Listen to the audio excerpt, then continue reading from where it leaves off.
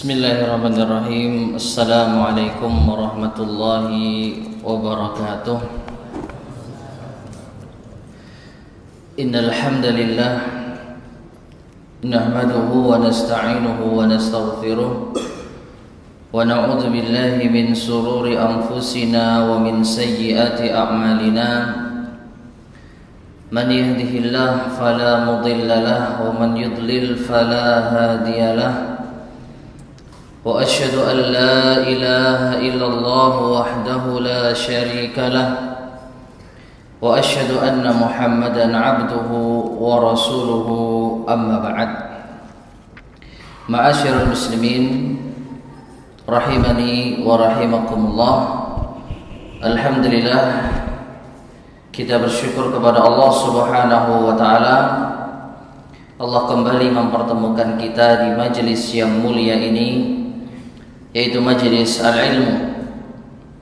Khususnya di majelis ini kita akan membahas tentang adab-adab bagi penuntut ilmu, adab-adab bagi orang yang memiliki al-ilmu, yang kita ambil dari kitab Tadhkiratus Sami' wal Mutakallim fi Adabil Alimi wal Muta'allim, yang disusun oleh Al-Imam Ibnul Jama'ah Al-Kinani Asy-Syafi'i rahimahullahu ta'ala. Mengingat pentingnya kita beradab di dalam menuntut ilmu, di dalam bermuamalah dengan ilmu, maka bukan hanya keseharian kita saja yang butuh adab. Di dalam bermuamalah dengan ilmu, bersinggungan dengan ilmu, kita juga butuh adab. Karena ilmu adalah hal yang paling mulia yang dimiliki oleh seorang hamba di samping iman kepada Allah Subhanahu wa taala, yang dengannya Allah taala mengangkat derajat pemiliknya. Yarfa'illahu alladhina amanu minkum walladhina utul ilma darajat. Allah mengangkat derajat orang-orang yang beriman di antara kalian dan yang berilmu.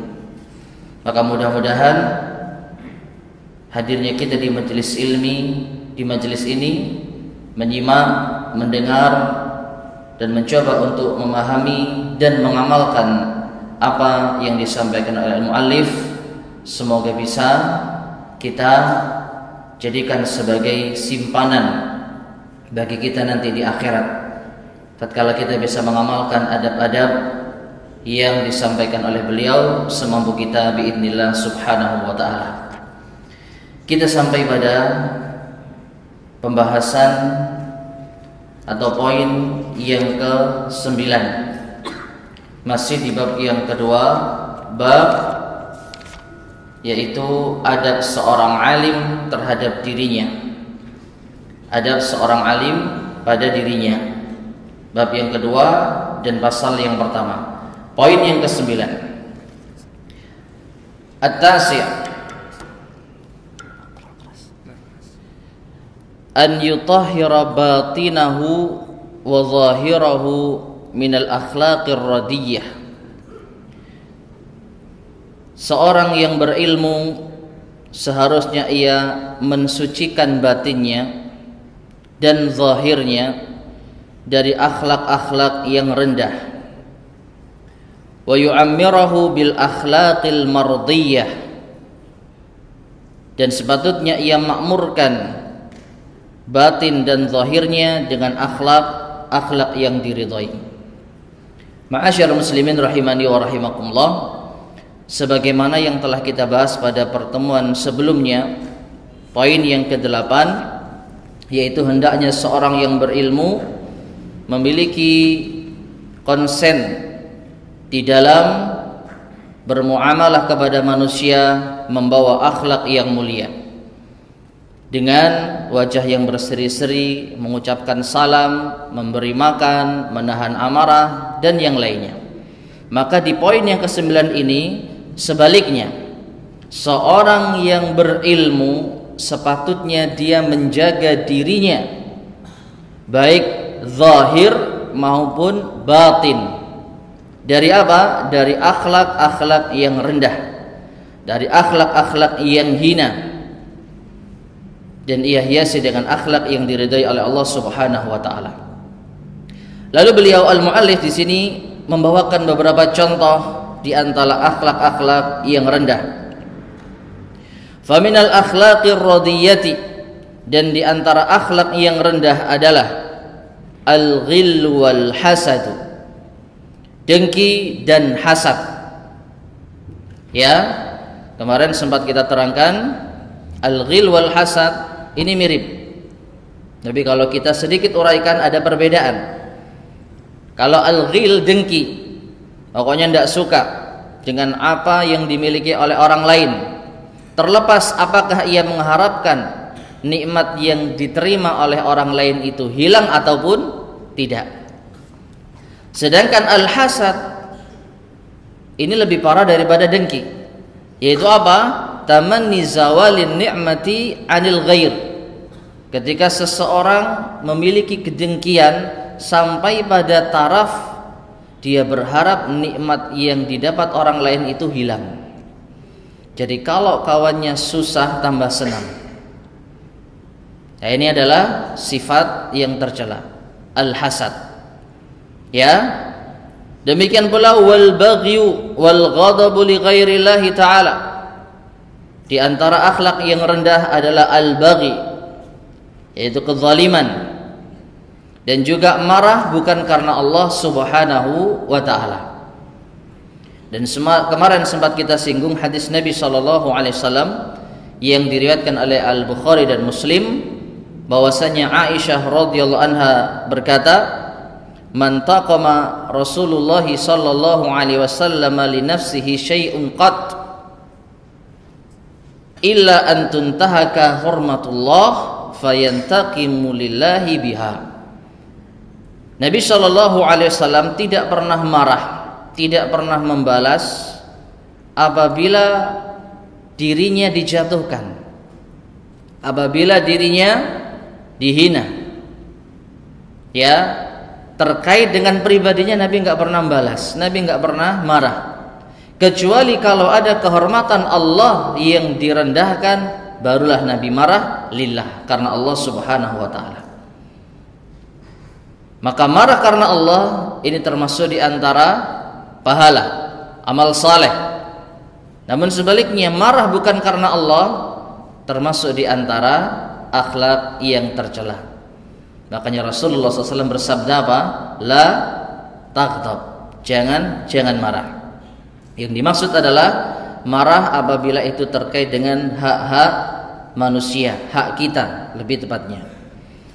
Demikian pula wal ghisyu, di antara akhlak yang tercela, akhlak yang rendah adalah al-ghish, menipu. Nabi SAW bersabda, "Man ghasyana falaysa minna, man ghasya falaysa minna." Barang siapa yang menipu maka bukan termasuk golongan kami. Demikian pula wal kibr. Apa al-kibr? Sombong. Yang Nabi SAW mengancam, la yadkhulul jannata man kana fi qalbihi mithqalu dzarratin min kibrin. Tidak masuk surga orang yang ada di dalam dirinya sebiji sawi saja berupa apa? Kesombongan. Maka kesombongan termasuk di antara akhlak yang rendah. Dan sombong sendiri apa? Siapa yang tahu? Definisi dari sombong yang dijelaskan Nabi sallallahu alaihi wasallam. Wa ghamtun nas, apa artinya? Batarul haq artinya menolak kebenaran. Wa ghamtun nas, merendahkan manusia. Al-kibru batarul haqqi wa ghamtun nas.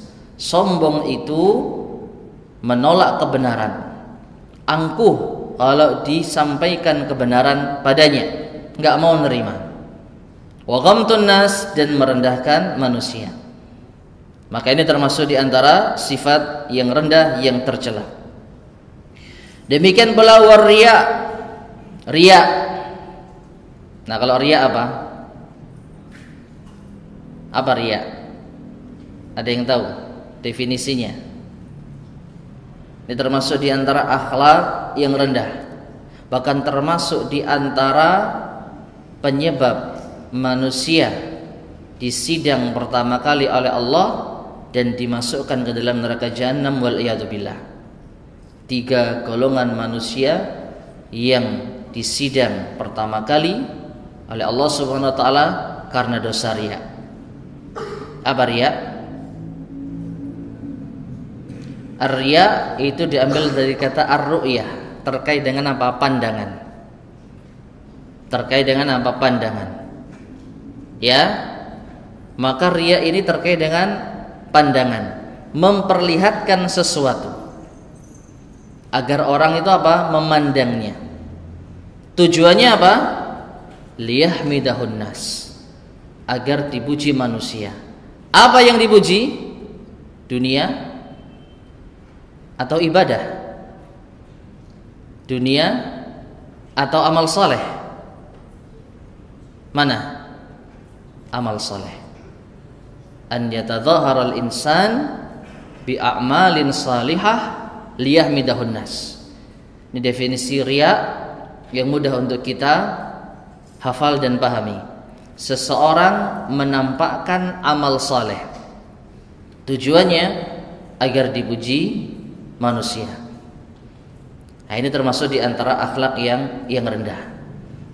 Maka kita harus bisa membedakan apa yang kita perlihatkan yang dengannya kita mengharapkan pujian. Kalau yang kita perlihatkan adalah ibadah, amal saleh, maka jatuhnya pada dosa riya kalau kita mengharap pujian. Tapi kalau yang kita perlihatkan dunia, yang kita perlihatkan kebanggaan materi kita agar dipuji manusia, yang tentu saja kita ingin merasa hebat dan tinggi di hadapan orang, maka wallahu a'lam bishawab, ini bisa masuk ke dalam kategori sombong. Seperti sabda Nabi SAW, wa ghamtun nas,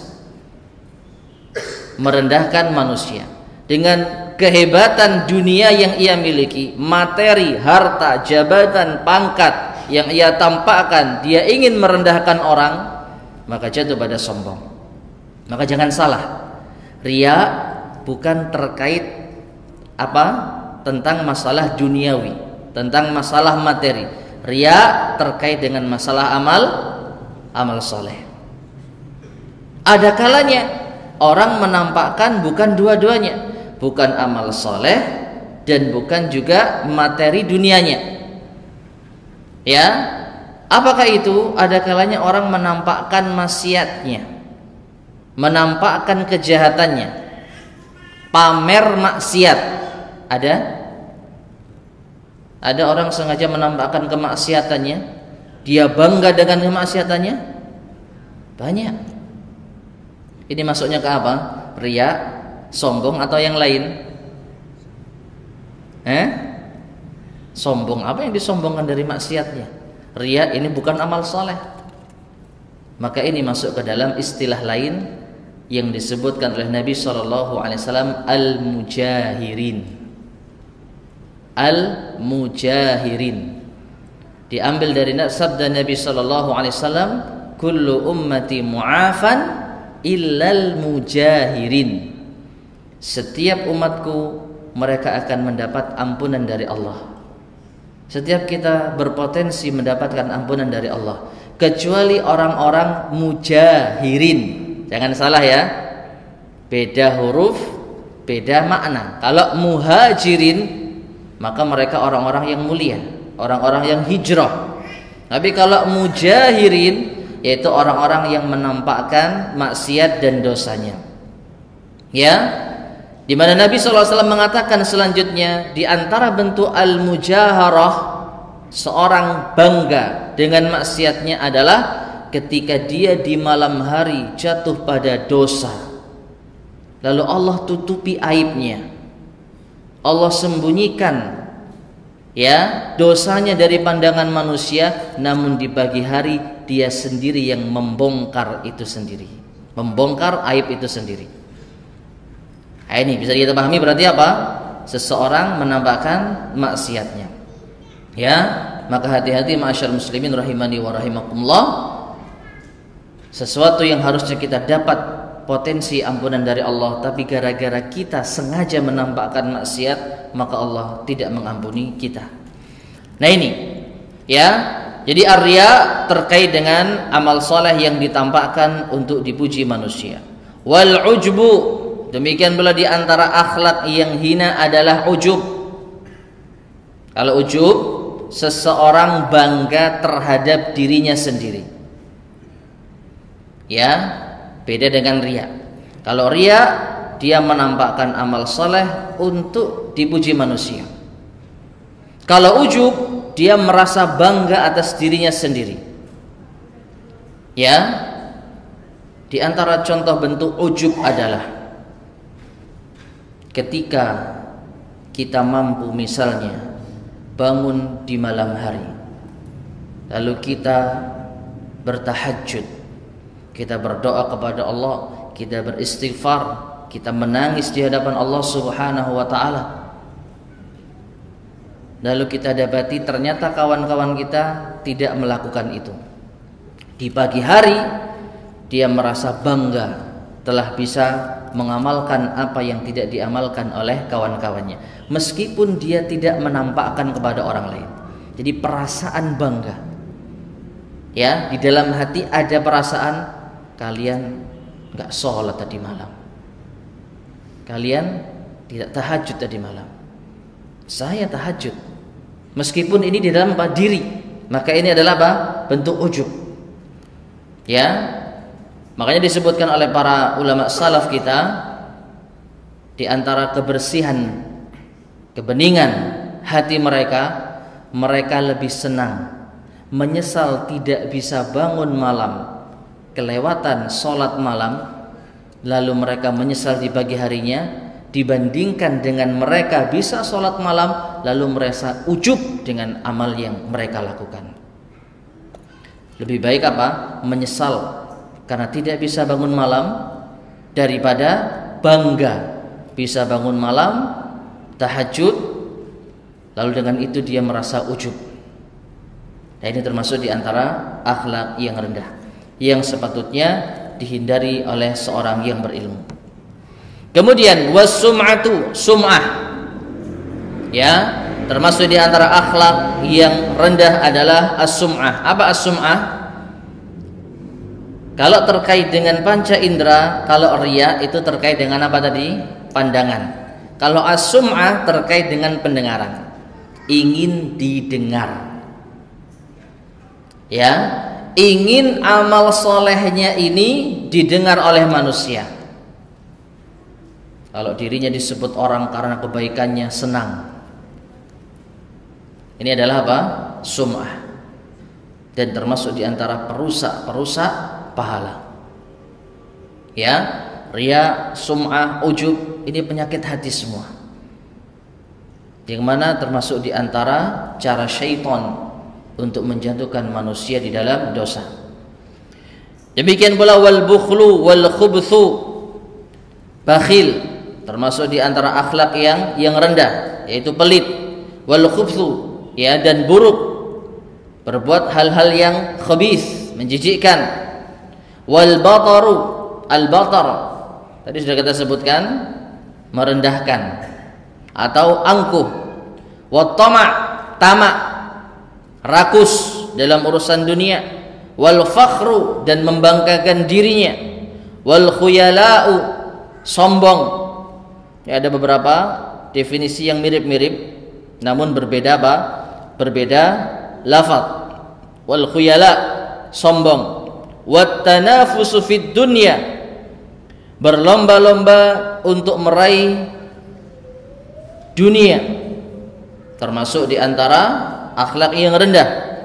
Seorang yang berilmu hendaknya menjauhi berlomba-lomba dalam urusan dunia. Seorang yang berilmu harusnya mengingatkan kepada akhirat, mengajak umat untuk berlomba-lomba kepada akhirat, bukan justru apa? Mengajak mereka, mencontohkan mereka untuk mengejar dunia. Wal mubahatu biha, dan juga merasa bangga ketika memiliki dunia. Demikian pula wal mudahanatu, al mudahanah, termasuk di antara akhlak yang tercela. Apa itu al-mudahanah? Di sini ma'asyarul muslimin rahimani wa rahimakumullah, ada dua istilah yang berbeda tetapi ada sedikit kemiripan. Al-mudahanah dan al-mudarah. Ya, ini berlawanan. Kalau al-mudahanah tercela, kalau al-mudarah terpuji. Al-mudahanah, misalnya kita bisa melihat kepada firman Allah Subhanahu wa taala tentang keadaan orang-orang Quraisy berharap kepada Nabi sallallahu alaihi wasallam, waddu law tudhinu fayudhinun. Mereka ingin agar engkau Muhammad bermudahana, sehingga mereka pun apa? Juga bermudahana. Ya, nah sekarang apa makna mudahana? Disebutkan oleh Al-Imam Al-Qurtubi, al-mudahana adalah tarkuddin li salahid dunya. Meninggalkan agama untuk meraih kemaslahatan duniawi. Tarkuddin li salahid dunya, meninggalkan agama untuk meraih keuntungan duniawi, mengorbankan agama untuk meraih simpati manusia. Ya, kalau kita lihat sirah nabawiyah, sejarah Nabi sallallahu alaihi wasallam, orang-orang Quraisy berapa kali menawarkan Nabi sallallahu alaihi wasallam untuk meninggalkan dakwahnya dengan iming-iming dunia. Mereka berapa kali mengalah sampai pada taraf apa? Wahai Muhammad, ya, bagaimana kalau kita 50-50? Ini bahasa saya ya, 50-50. Setahun kita ikut agamamu, tapi tahun depan kamu ikut agama kita, biar sama-sama enak. Termasuk apa? Mudahana. Kalau seandainya Nabi menyanggupinya, mengorbankan agama demi meraih kepentingan dunia. Ini tercela. Ya, gara-gara ingin meraih kepentingan dunia, kita tanggalkan agama kita. Kita terjang maksiat Allah Subhanahu wa taala. Gara-gara sungkan sama orang, kita tidak mengamalkan agama kita.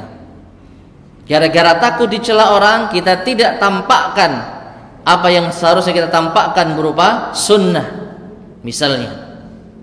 Nah, ini berbeda dengan al-mudarah. Ya.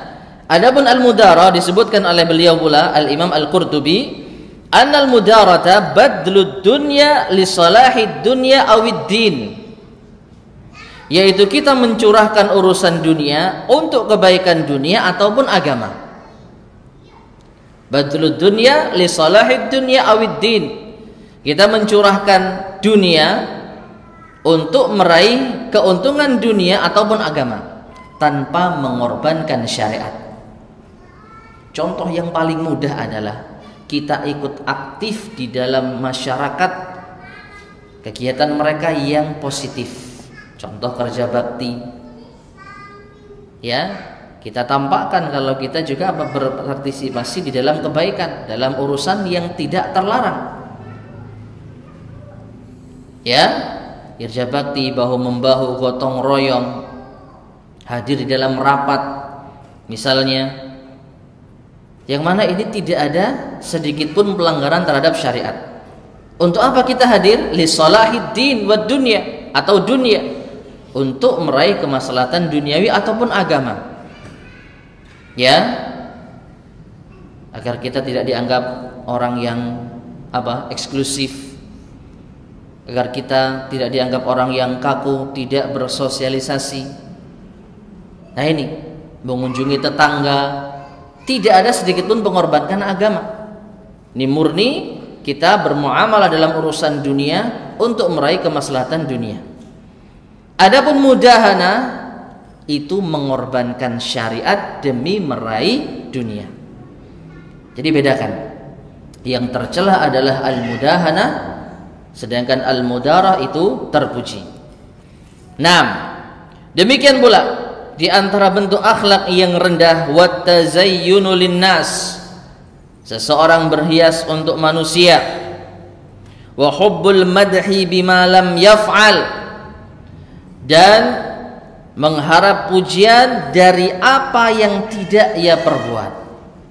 Subhanallah, mengharap pujian dari apa yang tidak diperbuat. Ma'asyarul muslimin rahimani wa rahimakumullah. seseorang mengharap pujian dari perbuatan yang ia lakukan, ini saja termasuk di antara hal yang tidak baik. Mengharap pujian ini nggak baik. Ya, bahkan di antara tuntunan Nabi SAW apa? Kalau ada orang yang memujimu di depanmu, disuruh apa? Lempar dengan pasir. Padahal apa? Dia memang benar-benar melakukan hal yang terpuji. Lalu bagaimana dengan apa yang disebutkan oleh al-muallif di sini? Hubbul madhi bima lam yaf'al. Mengharap pujian, cinta terhadap pujian pada sesuatu yang tidak dia lakukan. Subhanallah. Oleh karenanya saya ingin sedikit menyampaikan salah satu nasihat dari Al-Imam Ibn Hazm rahimahullahu ta'ala terkait masalah ini, karena ini penting dan insyaallah ini termasuk di antara nasihat yang bisa melembutkan jiwa terkait dengan celaan dan pujian. Jujur, kalau sesuai dengan keinginan jiwa kita, kita lebih senang dipuji atau dicela? Enggak ada orang yang ingin dicela. Iya kan? Enggak ada orang yang ingin dicela. Tapi Al-Imam Ibn Hazm rahimahullah ta'ala dengan pemikiran yang sangat luar biasa, beliau menyimpulkan justru harusnya orang itu lebih senang dicela daripada dipuji. Beliau tuangkan ini dalam kitabnya Al-Akhlaq Was-Siyar. Saya bacakan. Beliau mengatakan di sini, man haqqaqan nazar, barang siapa yang mencoba untuk meninjau dengan teliti, warada nafsahu ala sukuni ila al-haqa'iq, dan dia coba untuk melatih jiwanya agar tetap tenang menerima hakikat yang ada, wa in alamatha fi awwali sadmah, meskipun ini bisa menyakitkan di awal guncangan yang ada, kana iqtibatuhu bi dhammin nasi iyyah ashadda wa akthar min iqtibatihi bi madhihim iyyah. Tentu dia akan merasa senang dengan pujian manusia, tentu dia akan merasa senang dengan celaan manusia. Ini lebih besar dan lebih banyak dibandingkan dengan senangnya ia atas pujian manusia. Saya ulangi makna singkatnya, orang yang benar-benar mencermati dengan jeli dan orang yang ingin benar-benar melatih jiwanya tetap tenang untuk menerima hakikat kehidupan, meskipun pertama kali akan terguncang, dia akan lebih dicela daripada dipuji. Dia akan lebih memilih dicela daripada dipuji. Apa alasannya? Beliau terangkan di sini. Li'anna madhahum iyyah, karena pujian manusia terhadapnya, in kana bihaqqin, jika itu benar, wa balaghahu madhuhum lahu, dan pujian itu sampai kepada dia, asra dzalika fihi al-ujbah, maka ini bisa menyeret dirinya pada ujub, bangga. Oh, ternyata si fulan tahu apa yang aku lakukan. Oh, ternyata si fulan memuji saya, ujub. Fa afsada bidzalika fadailahu, dan ini bisa merusak amalan yang tadi telah ia lakukan. Ini kalau pujian itu apa? Benar. Wa in kana bi batilin, tapi kalau pujian itu salah alamat, fabalaghahu, lalu pujian itu sampai kepadanya, fasarrahu, lalu ia justru senang, faqad shara masruran bil kadhib, maka jadilah ia orang yang senang dengan kedustaan. Fahuwa naqsun syadid, maka ini menunjukkan akal yang sangat kurang. Jadi pujian itu ada kalanya benar dan salah. Contoh yang paling mudah, kita berinfak, dan memang kita berinfak, lalu kita dipuji, Masya Allah, Pak Fulan itu orang yang dermawan, sampai ke telinga kita, lalu kita ujub, rusak amalan kita. Gara-gara apa? Pujian. Ya. Yang kedua, kita nggak suka infak. Kita ini pelitnya luar biasa. Tapi sampai ke telinga kita, Masya Allah Pak Fulan ini orang yang dermawan. Lalu kita iyakan. Orang pelit tapi bangga disebut sebagai seorang yang dermawan. Lalu ia senang. Maka dia orang yang tertipu dengan kedustaan. Menunjukkan akalnya apa?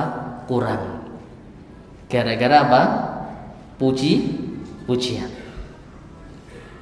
Maka apa enaknya pujian? Kalau dikatakan enggak, kok yo eman-eman mumpung dipuji ya. Masya Allah Pak Fulan ini rajin ke masjid, padahal gak tahu nang masjid, atau sekali setahun ke masjid, lalu dia bangga. Nek ngomong gak tahu izin aku, tapi nek ngomong iyo, lumayan dapat pujian saya. Biar orang tahu saya ini baik. Gak ada untungnya. Namun sebaliknya, kalau celaan, perhatikan. Wa amma dzammun nasi iya, adapun apabila manusia mencelanya. Fa in kana bihaqqin, jika celaan itu benar. Fa balaghahu, lalu sampai kepadanya. Fa rubbama kana dzalika sababan ila tajannubihi ma yu'abu alaih. Maka bisa jadi ini di antara sebab ia bisa menjauhi apa yang tercela darinya. Contoh yang tadi, seseorang yang mungkin dicela karena tidak aktif di masjid, dan memang dia nggak aktif di masjid, lalu sampai celaan itu kepadanya, lalu dia merasa terlecut. Subhanallah, iya ya aku gak tahu nang masjid. Aku introspeksi diri, coba aku perbaiki diriku. Benar mereka ini. Akhirnya apa? Dapat memperbaiki dirinya. Dia bisa muhasabah, dia bisa merenungkan kesalahannya yang selama ini tidak ia sadari, lalu dia bisa perbaiki. Wa hadza hadzun azim, dan ini termasuk di antara keutamaan yang besar. La yashhadu fihi illa naqis, tidak ada orang yang membencinya kecuali orang yang kurang akalnya. Orang kalau diingatkan, kalau dia masih berakal, mau dia introspeksi. Tapi kalau sudah diingatkan dia nggak mau introspeksi, maka ini menunjukkan akalnya kurang. Bermula dari apa? Celaan. Wa in kana bi batilin, dan apabila celaan itu batil, kita dituduh suatu perbuatan yang tidak kita lakukan. Fabalaghahu, lalu sampai kepada dirinya. Fasabara, lalu dia bersabar. Dia dituduh macam-macam, dia dicela dengan celaan yang keji, sampai ke telinganya, lalu dia bersabar. Dia tidak melawan. Ya, iktasaba fadlan zaidan bil hilmi was sabri, maka ia telah meraih keutamaan yang besar, keutamaan yang bertambah dengan kelemah lembutan dan kesabarannya. Wa kana ma'a dzalik, di samping itu ghaniman, dia mendapat ghanimah, dia mendapat keuntungan, untung besar. Apa itu? Li'annahu ya'khudhu hasanati man dhammahu bil batil, karena dia telah mengambil kebaikan orang yang mencelanya dengan kebatilan. Setiap celaan yang salah sasaran, maka itu akan dipertanggungjawabkan nanti pada hari kiamat. Orang yang dicela lalu dia bersabar dan dia berharap balasan dari Allah, kebaikannya akan diambil. Fayuhdha biha fi daril jaza, maka dia akan mendapatkan keuntungan di hari pembalasan. Ahwaja ma yakunu ilan najat, ini adalah hal yang paling dibutuhkan untuk keselamatan hamba. Bi a'malin lam yat'ab fiha, suatu amalan yang dia tidak perlu berlelah-lelah untuk mendapatkannya. Untung besar, tanpa beramal pahala ngalir ke kita. Ya, celaan orang kepada kita, kita tahan, kita sabar, nanti biar Allah yang akan membalasnya. Kita nggak beramal ini, kita akan mendapatkan kebaikan-kebaikan yang mereka lakukan. Lam yat'ab fiha, kita nggak perlu bercapek-capek. Wala takallafa, dan tidak perlu kita berlelah-lelah. Wa hadza hatun azim, dan ini adalah keutamaan yang besar. La yazadu fihi illa majnun, dan tidak ada yang membencinya kecuali orang gila. Ya, dapat transferan pahala tanpa beramal. Siapa yang tidak mau? Hanya orang gila yang tidak mau. Tapi terkadang ego kita yang kita kedepankan. Makanya kita butuh ilmu. Makanya ingat hadis Nabi SAW tentang al-muflis. Tahu al-muflis? Orang yang bangkrut. Apa orang yang bangkrut? Para sahabat mengatakan al-muflisu fina man la dinara wa la dirhamalah. Orang yang bangkrut, orang yang tidak punya apa?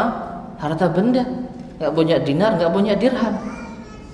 Ini bangkrut, rugi. Maka bangkrut menurut Islam bukan itu. Bangkrut menurut Islam singkatnya seseorang yang ketika dia hidup di dunia membawa amal saleh min saumin wa salatin wa sadaqatin wa hajjin, amal saleh apapun itu, puasa, zakat, sedekah, haji, tapi ternyata dia suka mencela orang, menggibah orang, menuduh orang, mengambil harta orang, merampas hak orang. Lalu apa yang terjadi? Kebaikannya diambil, diserahkan kepada orang yang terzalimi. Dalam bab kita diserahkan kepada orang yang dicela. Nih, kalau kita dicela, solatnya orang-orang yang mencela kita mengalir pahalanya ke kita. Lah kalau nggak punya amalan soleh, ahli maksiat gimana? Tenang, dosa kita dilimpahkan ke dia. Ngurangi dosa bermula dari apa? Celaan. Maka siapa yang nggak suka? Makanya kata beliau, orang yang tidak suka seperti ini orang yang gila. Tapi sekali lagi ini ego yang kita pertahankan. Merasa kalau kita dihinakan, direndahkan, dicela, dituduh, bangkit kita.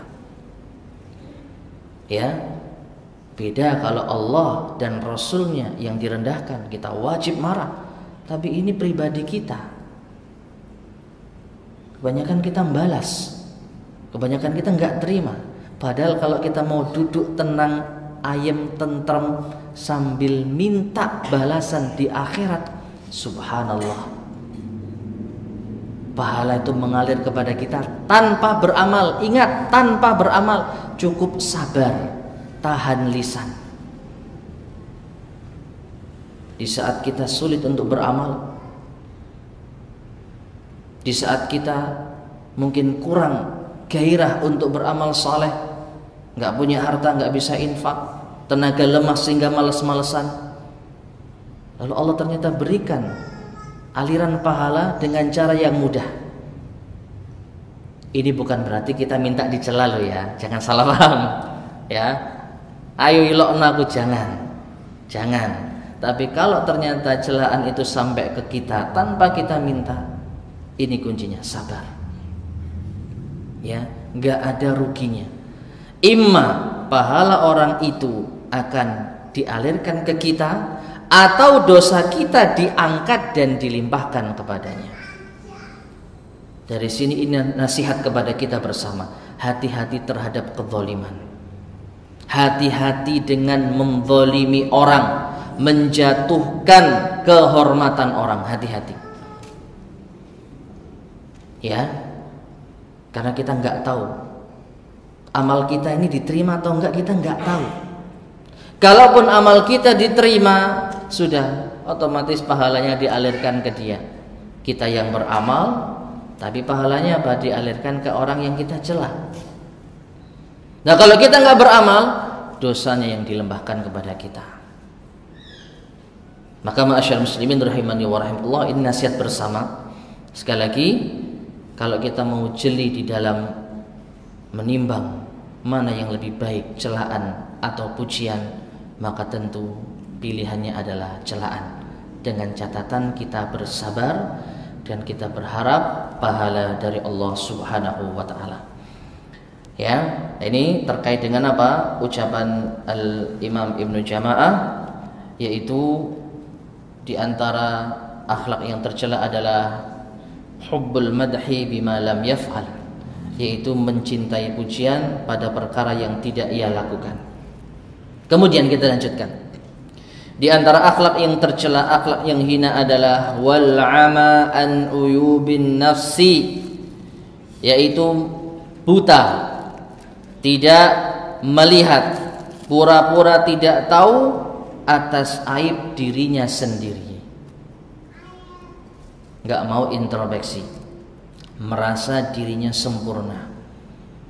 Jadi dia merasa buta dengan keburukan dirinya sendiri. Tapi kalau keburukan orang, Masya Allah, dia jadi detektif handal. Ya, segala macam cara ia perjuangkan untuk mengorek aib orang.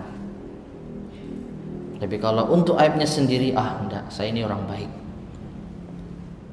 Ya, saya nggak punya salah. Nanti Allah ampuni. Bahaya ini.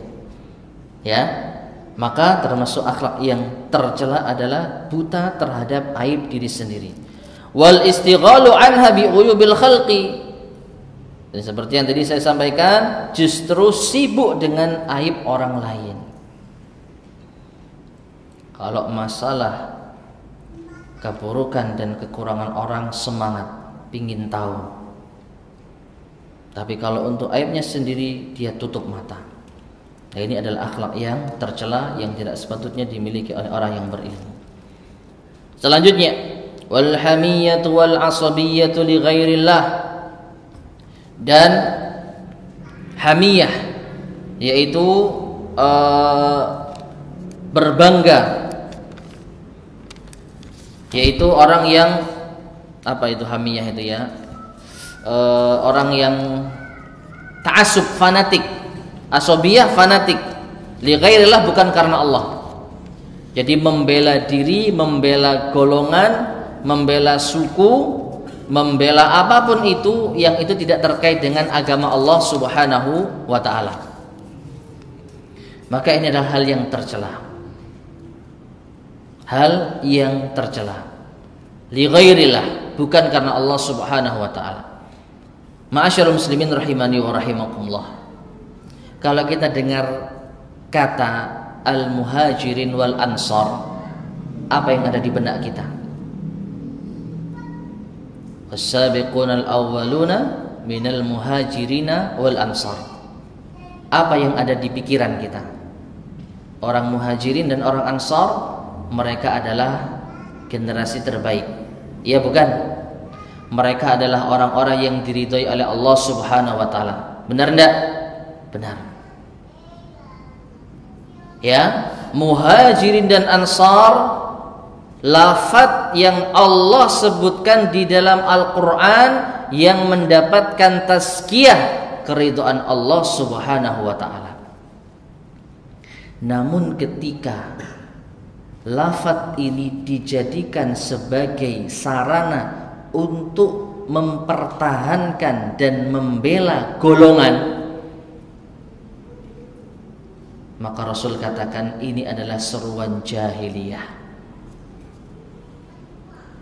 Suatu ketika pernah sebagian dari sahabat muhajirin bertikai dengan sebagian sahabat ansar. Permasalahan pribadi. Lalu tiba-tiba terdengar, ya lal muhajirin, yang muhajirin panggil, wahai muhajirin, panggil kelompoknya. Orang yang ansar nggak mau kalah, ya lal ansar, wahai orang ansar, mencari dukungan sesama kelompoknya. Maka apa yang terjadi? Rasulullah SAW sebutkan ada wal jahiliyah. Apakah seruan jahiliyah yang kalian ucapkan padahal aku masih ada bersama kalian? Apa yang bisa kita ambil pelajaran?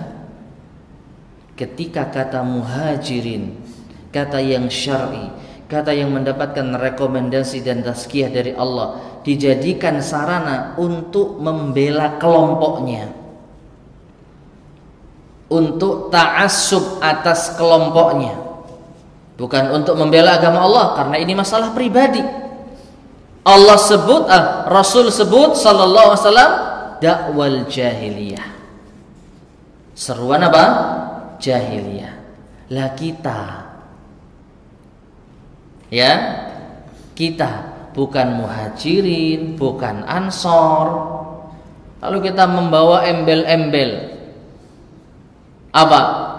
Kalau di zaman sekarang, maaf ini bukan untuk menuduh, tapi sebagai pendekatan saja. Sekarang banyak komunitas ya, komunitas anak-anak yang insya Allah saleh, ya. Maaf saya sebut nama, tapi bukan berarti ini menuduh ya. Ada Surabaya Mengaji, ada Hijrah Institute, ada Ayo Hijrah, ada Go Hijrah, ya. Ini semua lafaz-lafaz ada di dalam Al-Quran atau tidak? Tidak ada. Positif atau tidak? Tapi positif insya Allah, karena mengajak kepada kebaikan. Tapi kalau dijadikan sebagai ajang untuk ta'assub, ajang untuk fanatik, wah kalau nggak sama komunitasku nggak mau ngaji. Wah kamu anak itu ya, kamu anak ini ya, dijadikan sebagai sarana untuk ta'assub. Maka apa yang pantas dikatakan? Muhajirin dan ansor yang ada di dalam Al-Quran, tapi kalau dijadikan ajang untuk ta'assub, Nabi katakan dakwal jahiliyah, seruan jahiliyah. Lalu kita bukan muhajirin, bukan ansor, berbangga-bangga dengan komunitas kita. Seruan macam apa ini kalau bukan lebih dari jahiliyah? Sekali lagi, ini nasihat. Saya enggak menuduh. Semoga teman-teman yang berada di jalan dakwah, ya, dengan komunitas-komunitas yang ada ini saling merangkul, saling bekerja sama, saling memberikan bantuan. Masya Allah, baik insya Allah. Karena kita dakwah ini amal jama'i. Kita butuh kolektivitas. Apa yang tidak tersentuh oleh komunitas sana mungkin bisa tersentuh komunitas sana. Apa yang tidak bisa digarap oleh komunitas sana mungkin bisa digarap komunitas sana. Baik enggak ini? Baik insya Allah. Maka saya memberikan nasihat dan motivasi, siapapun di antara teman-teman yang berkecimpung di dalam komunitas-komunitas dakwah, ikhlasillahi ta'ala, dan jadikan ini sebagai ta'awun, saling tolong menolong. Jangan sampai dijadikan sebagai ajang untuk ta'assub, fanatik. Ya, ingat, beliau mengatakan di sini di antara adab yang buruk bagi orang yang menisbatkan kepada ilmu adalah al-hamiyatu wal asabiyatu li ghairillah. Ta'assub bukan karena Allah Subhanahu wa taala. Berapa 1 menit? Taib.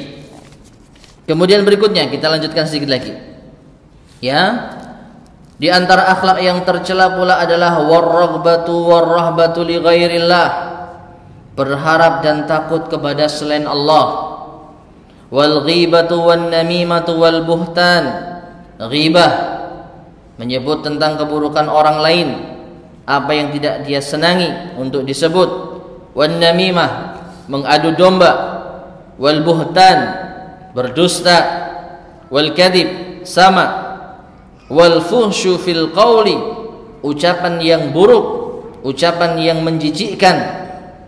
Ya, mungkin kalau kita masukkan ke dalam lingkungan sekitar kita, mungkin semacam misoan gitu ya. Kalau orang Surabaya tahu miso gitu ya.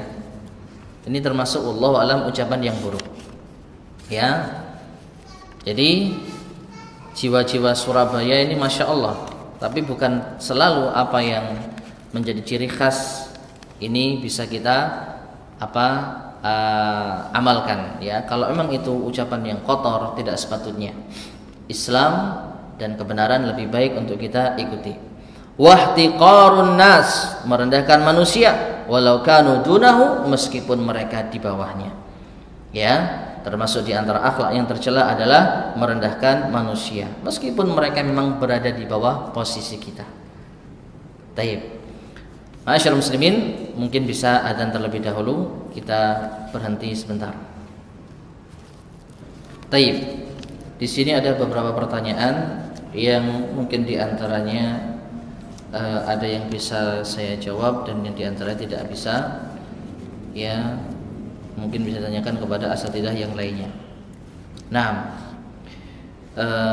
Assalamualaikum Ustaz, bagaimana sikap atau cara membalas ketika ada seseorang yang memuji kita? Apakah tepat kita beristighfar ketika dipuji orang agar terhindar dari ujub? Apakah tepat kita beristighfar di dalam hati ketika dipuji orang agar terhindar dari ujub? Insyaallah termasuk di antara tindakan yang tepat. Karena apa? Kita membentengi diri kita dari murka Allah dengan ujub tersebut. Caranya di antaranya beristighfar. Ya, astagfirullah, aku memohon ampunan kepada Allah kalau sampai pujian ini membuatku terlena. Ya, jadi boleh dengan beristighfar. Atau kalau mau kita juga berdoa kepada Allah Subhanahu wa taala sebagaimana yang diriwayatkan sampai kepada Abu Bakar radhiyallahu taala anhu. Diriwayatkan bahwasanya beliau itu ketika dipuji beliau berdoa, yaitu Allahumma ja'alni khairam mimma yadhunnun waghfirli ma la ya'lamun wa la tu'akhidni bima yaqulun. Ya Allah, jadikanlah aku lebih baik dari apa yang ia perkirakan, dan ampunilah aku dari apa yang ia tidak ketahui. Ya, Allahumma ja'alni khairan mimma yadunnun waghfirli ma la ya'lamun wa la tu'akhidni bima yaqulun, dan jangan engkau siksa aku atas apa yang mereka ucapkan. Ini termasuk di antara doa yang diriwayatkan dari Abu Bakar ketika beliau dipuji. Allahumma ja'alni khairan mimma yadhunnun. Ya Allah, jadikanlah aku lebih baik dari apa yang dia ucapkan. Ya, jadikan aku lebih baik dari pujian yang ia sampaikan. Waghfir lima la ya'lamun, tapi ampuni aku ya Allah atas kekuranganku yang tidak mereka ketahui. Ya, wala tu'akhidni bima yaqulun, dan jangan engkau siksa aku ya Allah atas pujian mereka kepadaku. Ya, silakan kalau mau diamalkan doa yang diucapkan oleh Abu Bakar radhiyallahu taala anhu. Taib. Kemudian, apakah mencela musuh-musuh Islam atau ahlul bid'ah dibenarkan oleh syariat? Dan ini ada pertanyaan serupa. Apakah membongkar aib kesesatan kelompok yang menyimpang dari Ahlus Sunnah wal Jamaah diperbolehkan di dalam agama? Taib. Kalau amar ma'ruf nahi mungkar, ya, memerintahkan kepada kebaikan dan mencegah dari kemungkaran, maka ini diperbolehkan. Tetapi ingat, niatkan ini ikhlas lillahi ta'ala, untuk menjaga agama Allah subhanahu wa ta'ala. Kita melihat ada kemungkaran, wajib untuk kita luruskan, imma biyadih wa imma bilisani wa imma biqalbih. Yang paling utama dengan tangan, kalau tidak mampu dengan lisan, kalau tidak mampu dengan hati, wa dzalika adaful iman, dan ini adalah iman yang terendah. Tapi yang masalahnya adalah niatkan kita membela agama Allah, ikhlas lillahi ta'ala, dan fokus pada penyimpangannya. Jangan bawa-bawa urusan pribadi. Apa kesalahannya? Kesalahannya A menurut Ahlus Sunnah wal Jamaah, dalilnya ini, selesai. Jadi ini bukan termasuk di antara membongkar aib yang tercela, tapi ini termasuk bab apa? Ingkarul mungkar, untuk menjaga keutuhan agama Allah subhanahu wa ta'ala. Justru inilah salah satu tujuan Allah Subhanahu wa taala tetap menjadikan ulama ini ada. Di awal kajian kita pernah kita bacakan hadisnya. Yahmilu hadzal ilma min kulli khalafin uduluhu yanfuna anhu tahrifal ghalin wa intihalal mubtilin wa ta'wilal jahilin. Ilmu ini dibawa di setiap generasi oleh orang-orang yang adil, orang-orang yang berilmu. Di antara tugas mereka adalah menafikan penyimpangan orang-orang yang melampaui batas, membantah orang-orang yang ahli kebatilan, dan menolak takwil dari orang-orang bodoh. Jadi ini bukan termasuk aib yang tercela, karena ini urusannya adalah menjaga keutuhan agama al-Islam dari penyimpangan. Apakah bangga terhadap karya-karya kita termasuk ke dalam ujub? Ya, kalau memang ini menjadikan kita merasa tinggi, merasa lebih bermanfaat, sedangkan orang lain merasa rendah, orang lain kita anggap rendah, maka tentu ini masuk di antara ujub. Ya, jadi ujub itu bangga terhadap diri sendiri. Makanya lawan dari ujub apa? Tawadhu, rendah diri. Justru kalau kita bisa ini bukan apa-apa. Makanya para ulama kita ketika menulis risalah-risalah, meskipun karya mereka hebat, mereka sebutkan apa? Hadza juhdun muqil. Ini adalah upaya yang tidak ada apa-apanya. Tidak merasa ini adalah karyaku yang besar. Meskipun ulama yang lainnya menuliskan ini karya besarnya Syekh Fulan. Tapi orang yang menulis tidak pernah mengatakan, kalau dia ulama Rabbani, membanggakan ini karya besar saya. Ini hasil upaya saya yang benar-benar habis waktu dan ya. Tapi mereka mengatakan hadza juhdun muqil, ini amalan kesungguhan yang tidak ada apa-apanya. Nah ini, ya, jadi termasuk di antara ujub. Bagaimana apabila kami dahulu pernah menzalimi, merendahkan seseorang karena dahulu tidak tahu akan hukum zalimi, merendahkan seseorang? Yang pertama tentu istighfar kepada Allah. Istighfar kepada Allah SWT. Bagaimana cara kami menebus dosa tersebut agar kami tidak dihisab di akhirat kelak? Ya, kalau memungkinkan kita meminta maaf kepada orang yang pernah kita zalimi. Ini yang paling utama. Ya, meminta maaf kepada orang yang kita zalimi. Tapi kalau tidak bisa, tidak memungkinkan, maka banyak-banyaklah beramal. Karena nanti kita harus siap, bagaimanapun juga kezaliman akan dibalas oleh Allah. Paling tidak kita punya amalan yang nanti apabila amalan itu diserahkan ke orang, kita masih punya amal yang lainnya. Ya, makanya masalah kezaliman antara hamba, Allah akan menegakkan keadilannya. Tapi kalau kita berdosa terkait dengan hak Allah, Allah Maha Pengampun. Makanya para ulama kita mensyaratkan di antara taubat yang diterima kalau terkait dengan hak hamba, maka harus meminta penghalalan. Karena Allah SWT akan menegakkan keadilannya. Jadi wallahu a'lam bishawab, jumpai minta maaf. Apakah orang yang tidak jadi beramal soleh karena takut dilihat orang lain juga termasuk riya? Wallahu a'lam, iya. Orang yang sudah berniat untuk mengamalkan amal soleh, niatnya lillahi ta'ala, tapi karena dia takut riya, dia tinggalkan amal tersebut, maka para ulama menyebutkan ini juga riya. Mengapa? Karena dia hakikatnya meninggalkan amalan karena manusia. Kalau sudah berazam, bertekad, dan sudah meluruskan niat, lakukan. Terkait nanti ada celah untuk riya, kita lawan.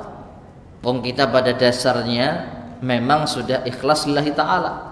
Yang namanya godaan ujian itu selalu ada. Tapi kalau kita sudah bertekad untuk beramal saleh, gara-gara orang gak jadi kita beramal, maka sama saja kita berarti meninggalkan amalan karena orang, bukan karena Allah, karena orang. Jadi seakan-akan orang itu mulia di sisi kita. Jadi ya, nasihat saya, kalau sudah niat beramal, kerjakan.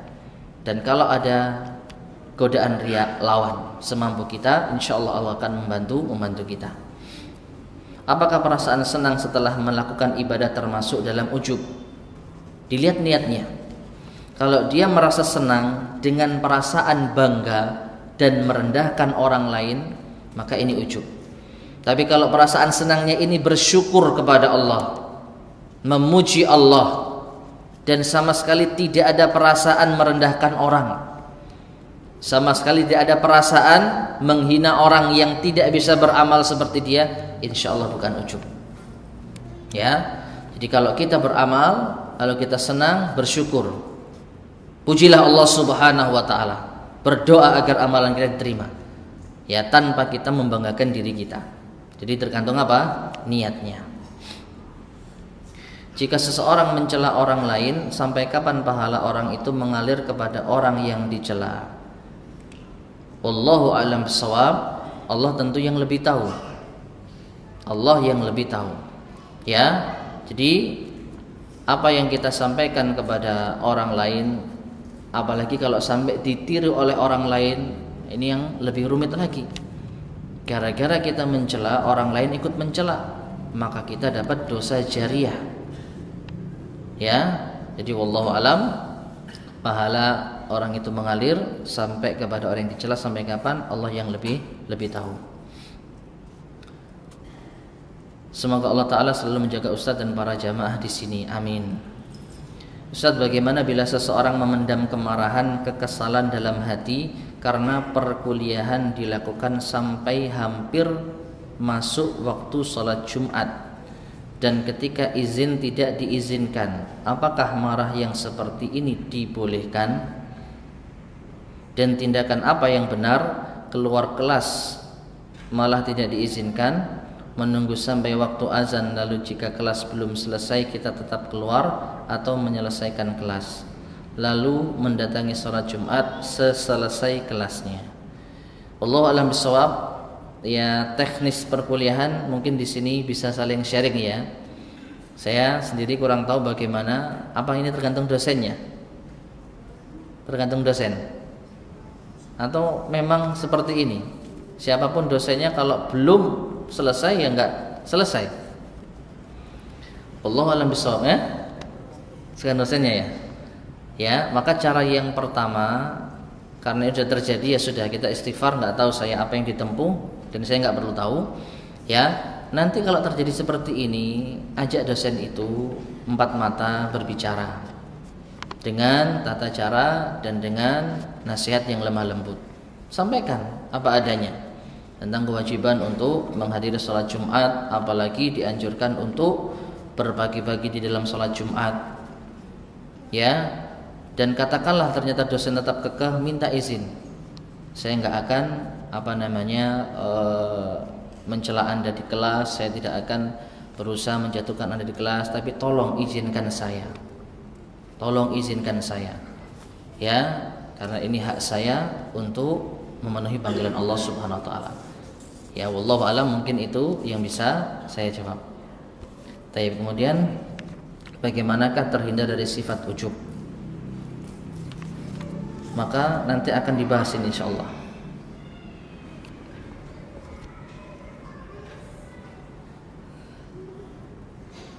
Ini saya nggak paham. Bagaimanakah dari sifat ujub, sum'ah dan riya? Nanti akan dibahas insyaallah pada pertemuan berikutnya biidznillah. Ustaz, seringkali ketika ana mempunyai ide untuk membuat suatu karya timbul perasaan ujub dan riya padahal ana belum melakukannya. Lantas seperti apa kiat-kiat ana untuk menghilangkan perasaan-perasaan semacam ini?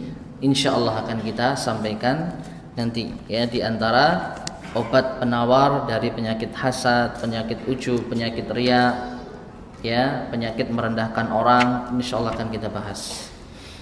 Ustaz, ada sebagian kaum muslimin yang senang mencela orang-orang kafir, baik karena agama mereka atau harta mereka. Apakah hal ini diperbolehkan dalam agama?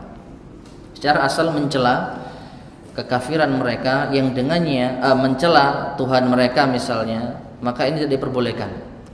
Karena apa? Mereka nanti akan membalas mencela Tuhan kita tanpa hak.